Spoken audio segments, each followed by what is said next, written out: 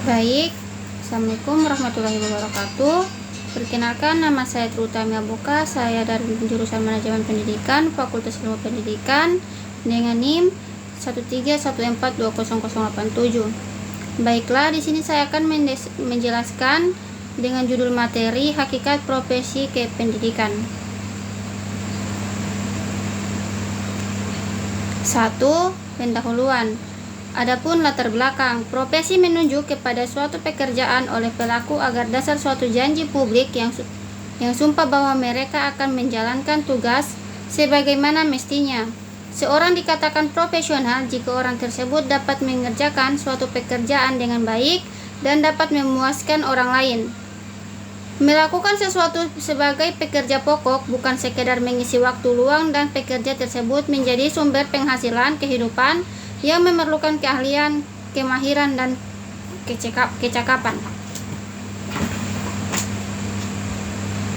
Pembahasan. A. Pengertian profesi.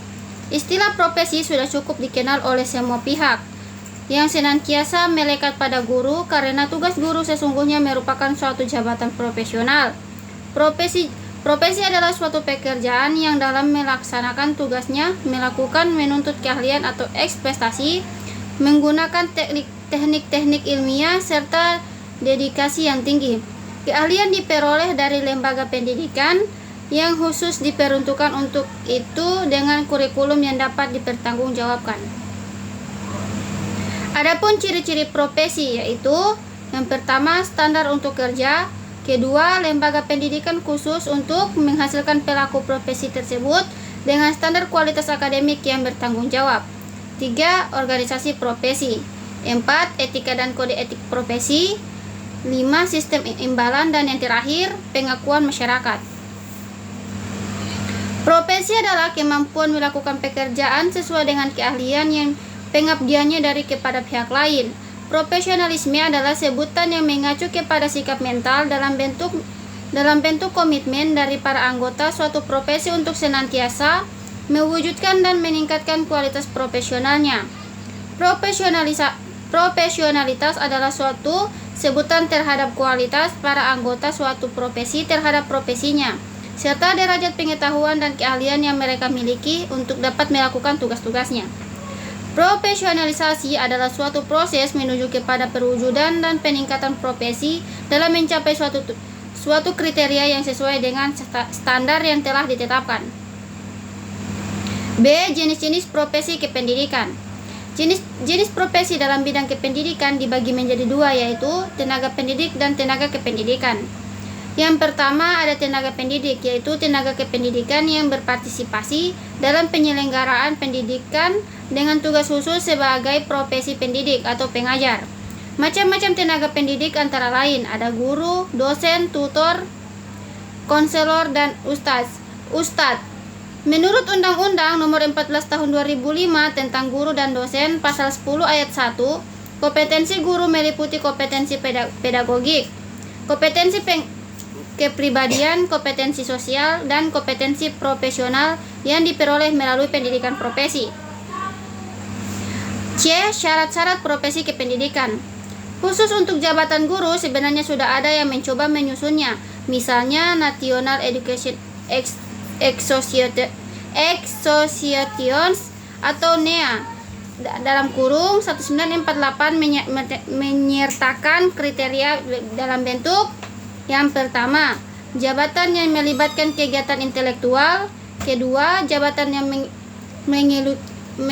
menggeluti suatu bidang butuh ilmu yang khusus. Yang ketiga, jabatan yang memerlukan persiapan profesional yang lama. Keempat, jabatan yang menjanjikan karir hidup dan keanggotaan yang permanen. Kelima, jabatan yang menentukan baku atau standarnya sendiri. Keenam, jabatan yang lebih mementingkan layanan di atas keuntungan pribadi. Ketujuh, jabatan yang mempunyai organisasi profesional yang kuat dan terjalinnya erat. D. Sejarah perkembangan profesi keguruan atau kependidikan.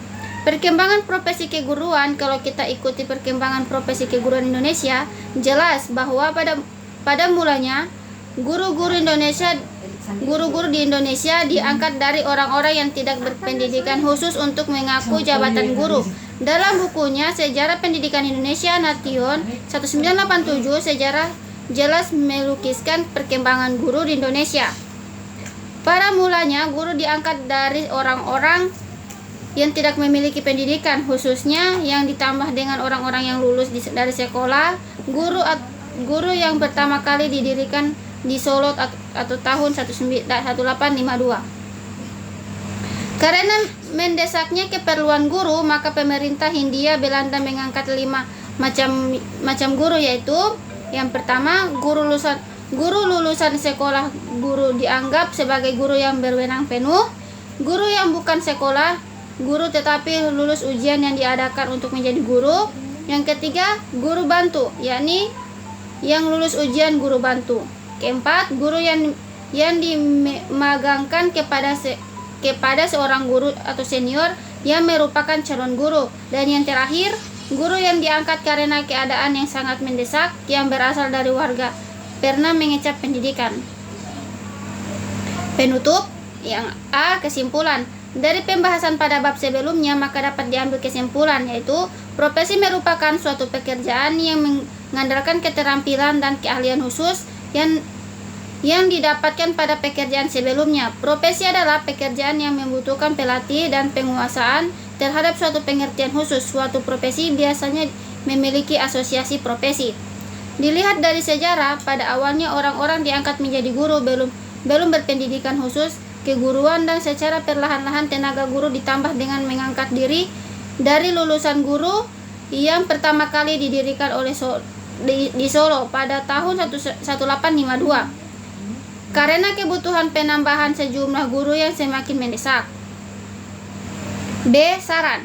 Dalam penulisan makalah ini, penulis menyadari bahwa penyusunan makalah ini tidak luput dari kesalahan dan kekurangan. Oleh karena itu, kritik dan saran yang konstruktif akan senantiasa menyusun nanti dalam upaya evaluasi diri. Akhirnya, penulis hanya bisa berharap bahwa di balik ketidaksempurnaan penulisan dan penyusunan makalah ini ditemukan sesuatu yang dapat memberikan manfaat atau bahkan hikmah bagi penulis, pembaca, dan bagi seluruh mahasiswa Universitas Negeri Makassar. Sekian, itu saja dari saya. Apabila ada kesalahan, saya mohon maaf. Wassalamualaikum warahmatullahi wabarakatuh.